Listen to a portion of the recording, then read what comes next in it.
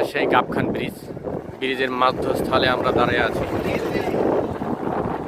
যেটি ব্রিজ বরিশাল জেলার সবচেয়ে উঁচু এবং দীর্ঘ ব্রিজ। ব্রিজটি আপনাদেরকে না দেখালে বুঝবেন না। এই যে একটি আপনার শিপ আসতেছে, শিপ যেটাকে বলে আমরা শিপ মালামাল নিয়ে আসে দেশ বিদেশ থেকে। এই যে এখানে সেই পদ্মা নদী, ওই পাশে এটা, এই নদীটার নাম জানি কি? পদ্মা, সুগন্ধা নদী, সরি সুগন্ধা নদী, পদ্মা নদী নয়। হ্যাঁ, এখানে সেই ভাটা দেখা যাচ্ছে, ওই যে ভাটা, এখান থেকে ওই যে বরিশাল জেলা দেখা যায়, ঝালকাঠি জেলা। হ্যাঁ, ঝালকাঠি জেলা দেখা যাচ্ছে।